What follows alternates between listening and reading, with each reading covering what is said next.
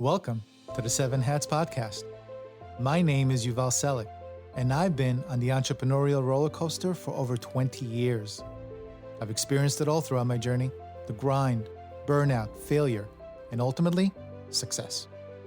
The turning point for me was realizing that building a successful company is meaningless if you neglect the other significant areas of your life. So today, I'm inviting you to join me on an adventure through those 7 areas, what I call the 7 hats. Every week, my guests and I will drop valuable insights and pearls of wisdom, helping, motivating, and inspiring you to get your 7 hats in order and deliver real impact with meaning.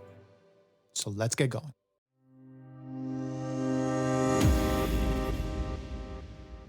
Welcome to the first episode of the 7 Hats Podcast. My name is Yuval Selik, and I'm your host.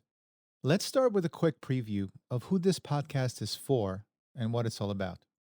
The 7 Hats is a show for entrepreneurs who desperately want to impact the world around them and, of course, leave a legacy. But more importantly, while trying to attain success in business and solve the world's problems, they also want to live their best life.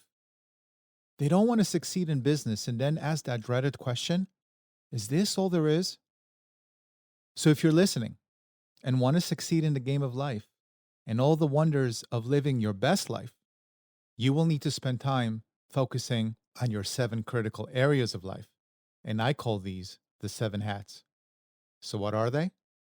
Each hat represents one of the roles you play on your journey towards fulfilling your life's purpose. And we'll go deeper into these in a future episode. But for now, let's take a look at each role. Your role for hat number 1 is what I call the soul. It's the relationship you have with yourself. And as you can imagine, I also call it the golden hat.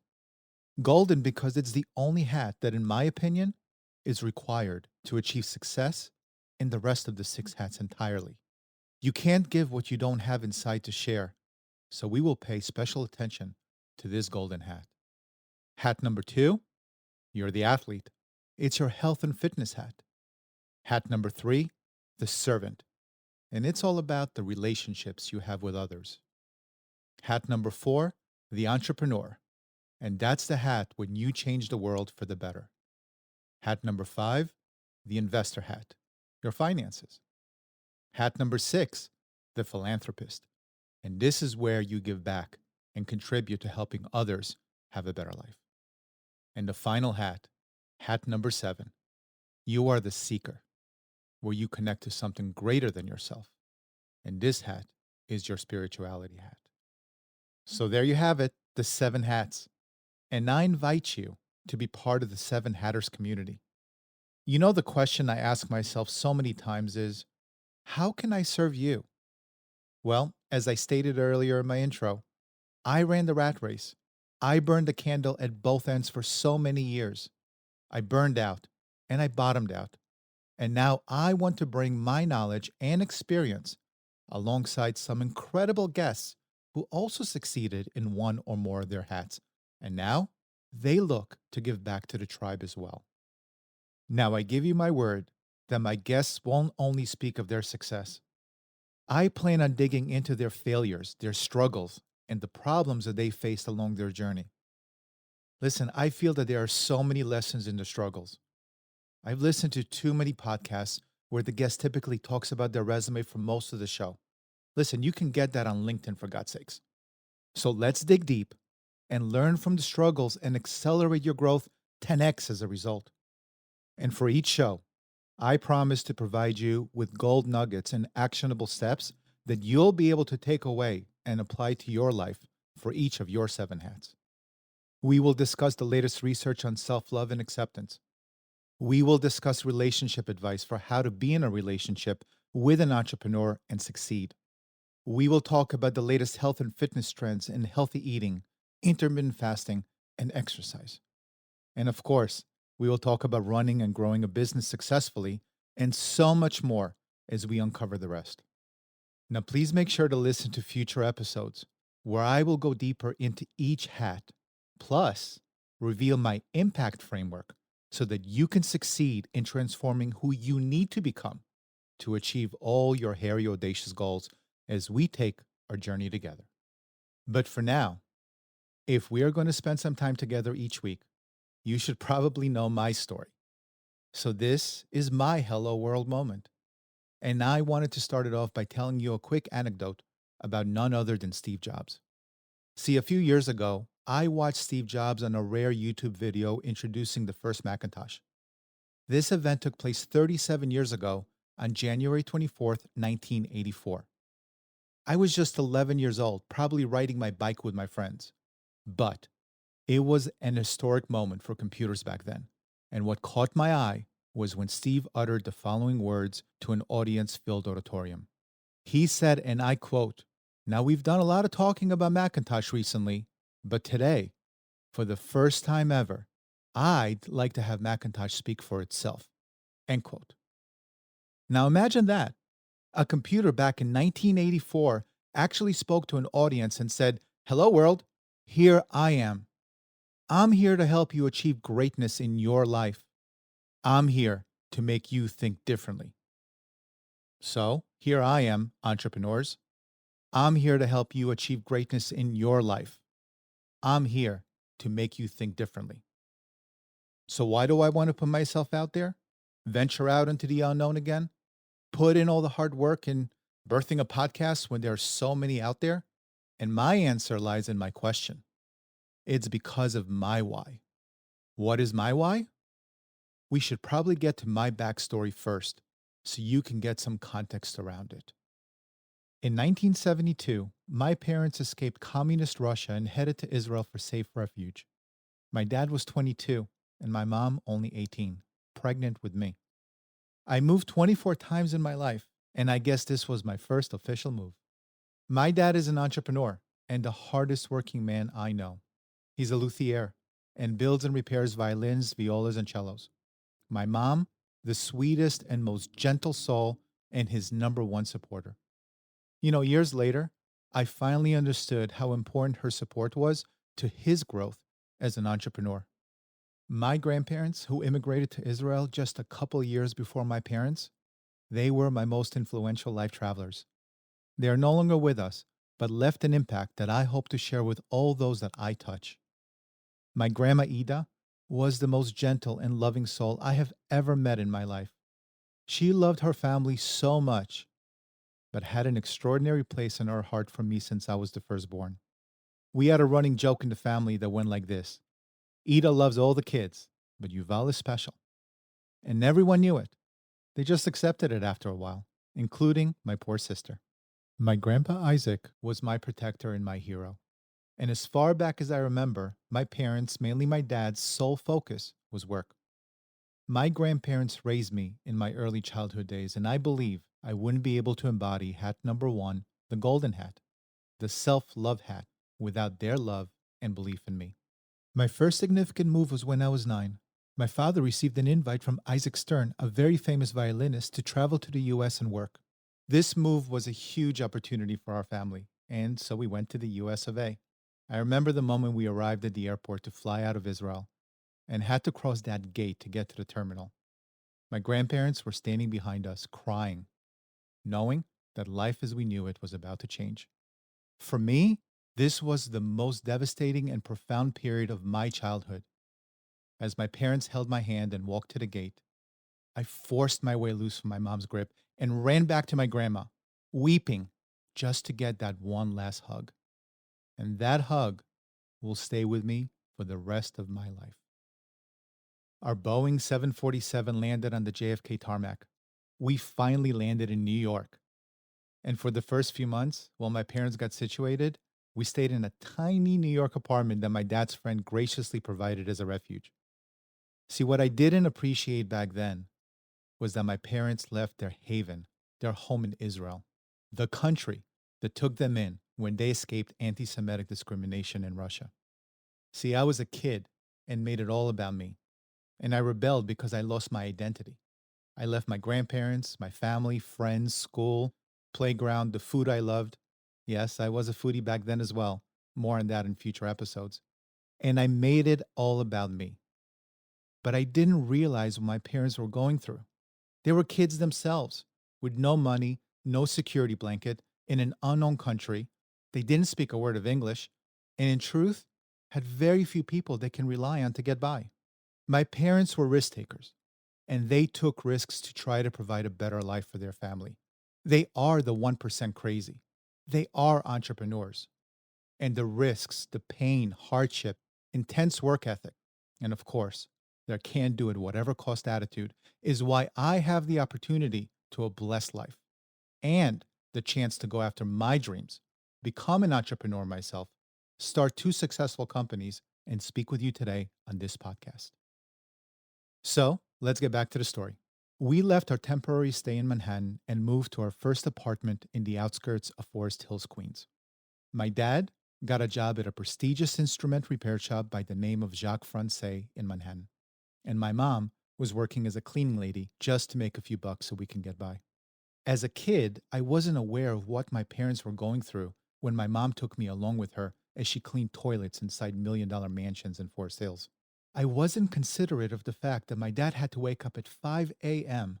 so that he could take two trains to the city and work till 7 or 8 at night before taking two trains back home and working a little longer, before finally crashing at midnight only to do it all over again the next day. After a few years at Jacques Francais's workshop, my dad made the leap and headed off on his own. He was now a bona fide entrepreneur. No more paycheck, no more security blanket. Now it was up to him and my mom to ensure that the family was safe and secure. My years leading up to high school were pretty ordinary.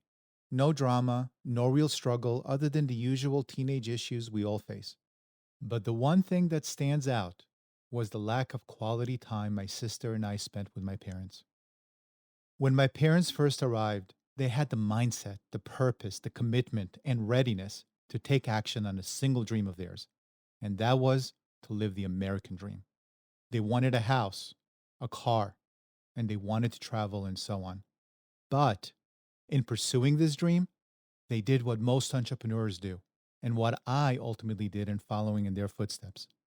They hyper focused on their business and careers. And as a result, they didn't have enough time for the other areas of their life. If you ask my sister and I, the one thing that was missing from our childhood growing up in Queens, New York, we would both say our parents' time with us. Don't get me wrong, I'm not crying abuse or saying, poor me, I didn't have my parents around. They were actually around. We took a couple of vacations to Florida or upstate New York each year. My dad was actually home 24/7, and my mom, she was at home at night making us dinner. They were physically there, but emotionally wrapped up in their work. My dad was in his home workshop, but almost never at home.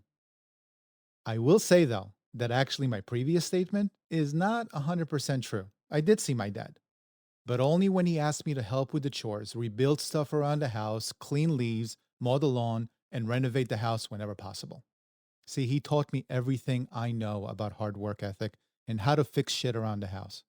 If anything, my wife Ala is thankful for those lessons learned. I remember one time we were tiling our hallway floor with black and white checker tiles. I placed two tiles next to each other and forgot to measure the corners to be precisely parallel. I was about to put the next two tiles down, and he raised his voice with disappointment. And at that moment, he taught me a lesson I never forgot till this day. He said, son, if you place those tiles down, you will be so slightly off from them being parallel, and you might not care enough to adjust them. But if you do, when you reach the end of the hallway, you will be off by inches. And that's a problem you won't be able to ignore. See, I didn't fully understand that lesson about how it applies to business until I started my own company, and it was clear as day. If you ignore the little things that seem trivial, they will ultimately grow into significant issues you eventually won't be able to overlook.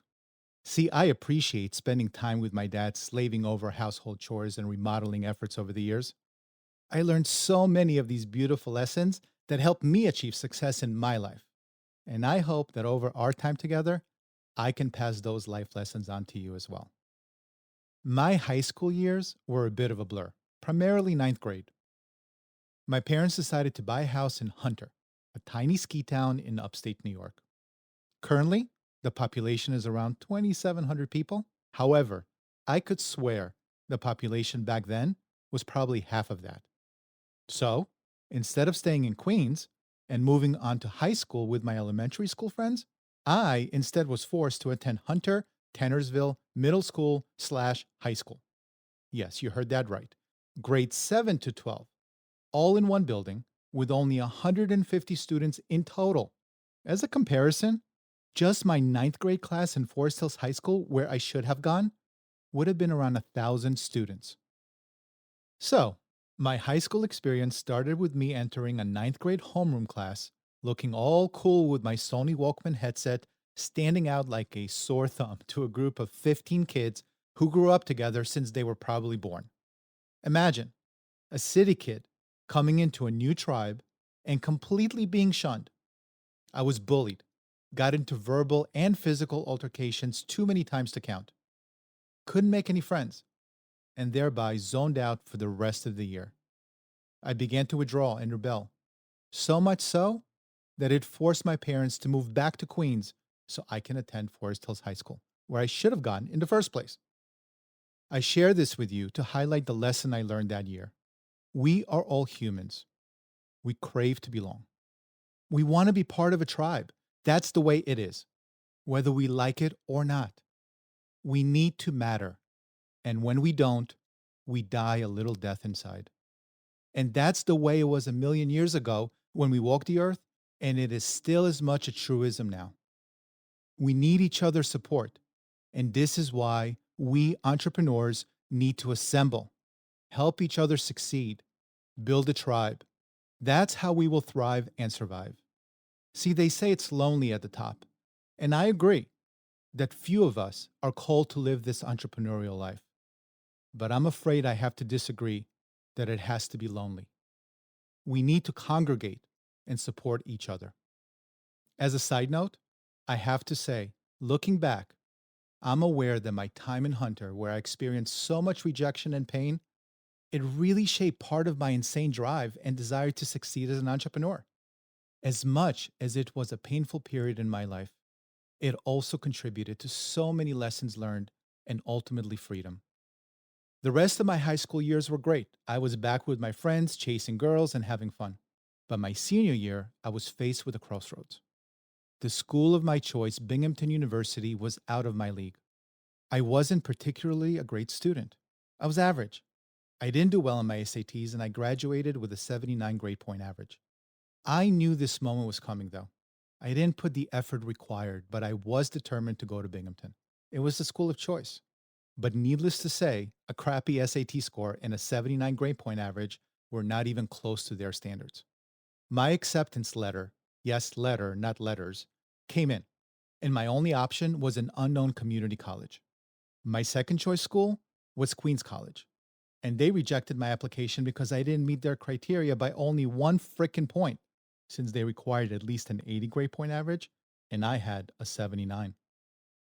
So I pondered hard on my next move and came up with a plan of action. For the first time, I understood that I was at a junction. Either I get serious about attaining the success that my parents risked everything for, or I don't. So I had no option in my mind. I had to find a way to appeal my Queens College application. So what did I do? I went back to one of my favorite history teachers and asked him to raise my grade by just 2 points so that my overall grade point average can get to 80. I knew in my heart that I could transfer to Binghamton in just a year if I do well at Queens College. And I guess my graveling skills were convincing enough. I got my teacher to raise my score and headed off to Queens College. A year later, with a lot of hard work, with a 3.7 GPA, Binghamton accepted me as a transfer. My teacher will never know how his belief in me and his kindness in my time of need changed my life forever.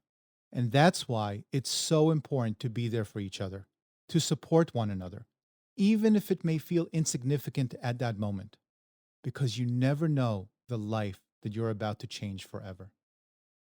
Binghamton was a great school, but depressingly gray, I have to say. I don't think I saw the sun for more than a few days a year. Nevertheless, it was a great experience. I had a lot of fun.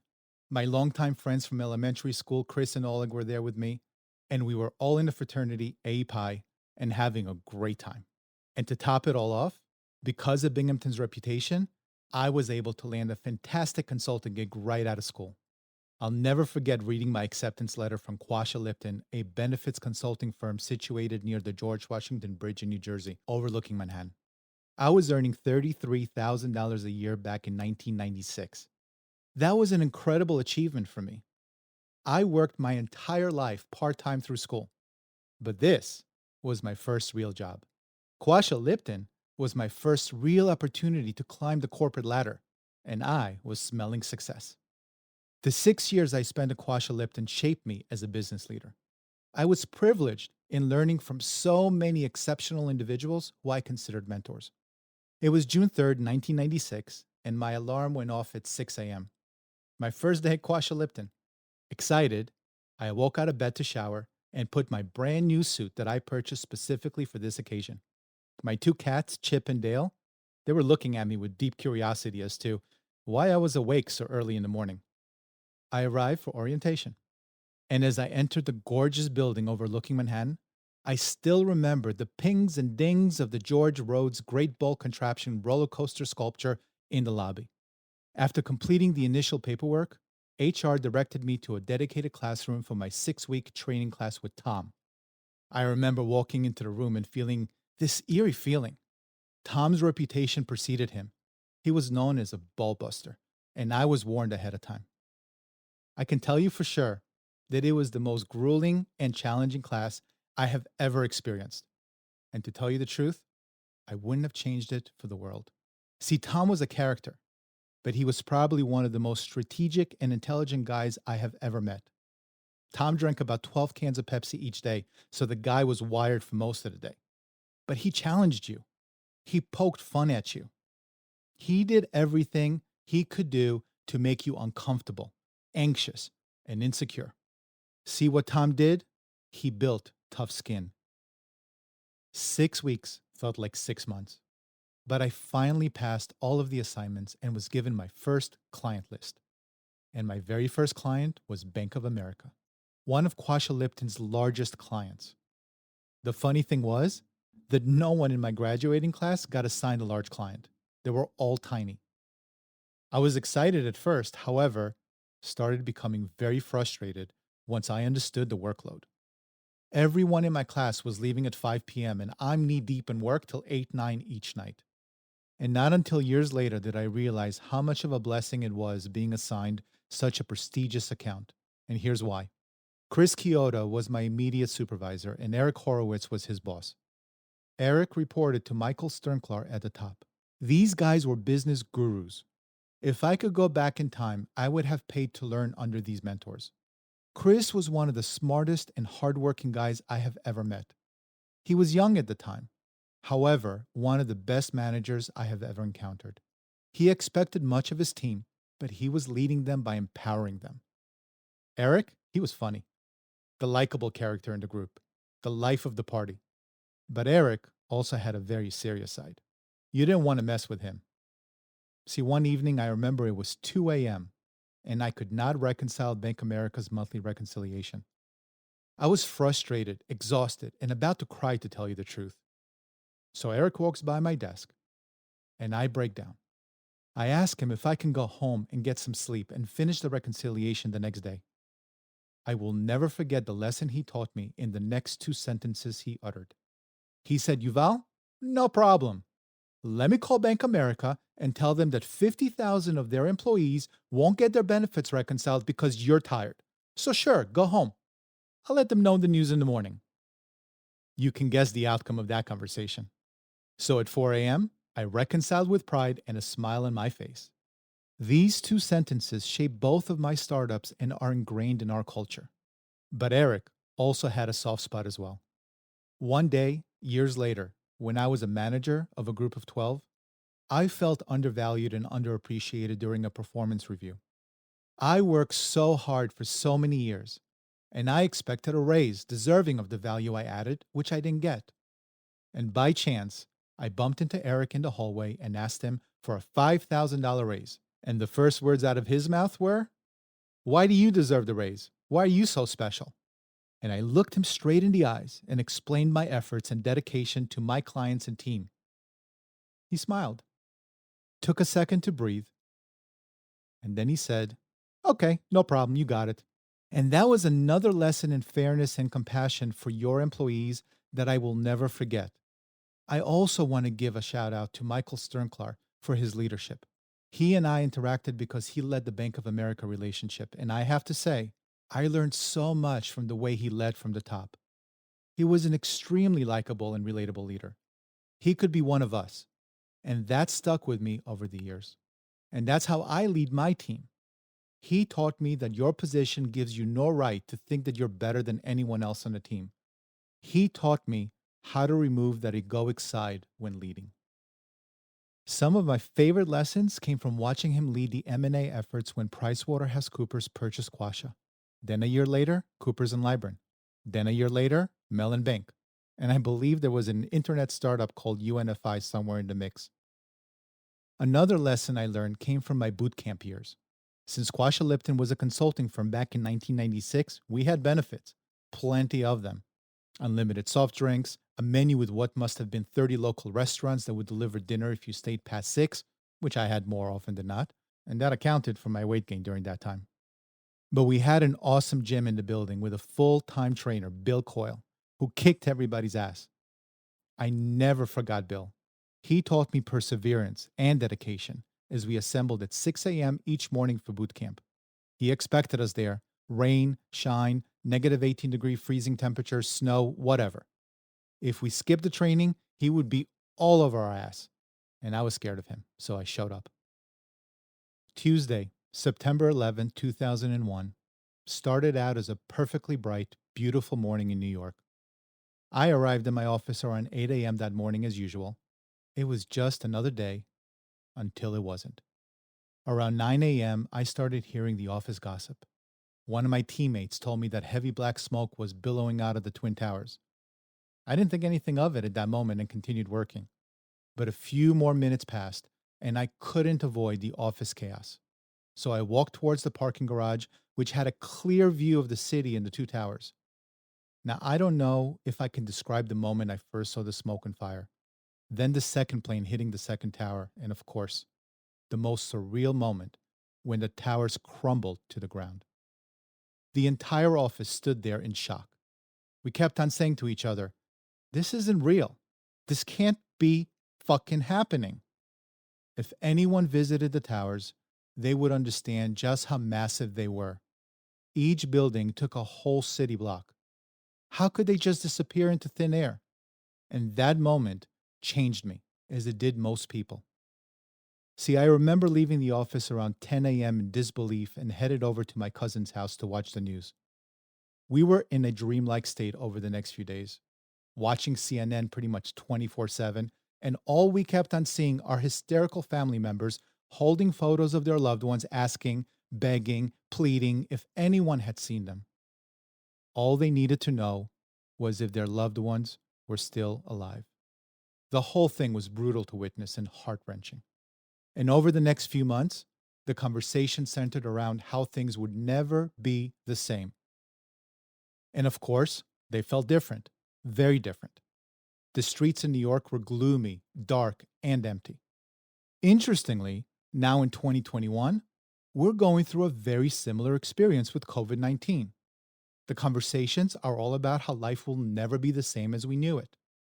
For a while, when the pandemic hit and the lockdowns were in place, the streets in New York were dark, gloomy, and empty, just like they were in 2001. But history can help provide us with a sense of identity. The good news is that things were never the same after 9/11, and they won't post COVID-19.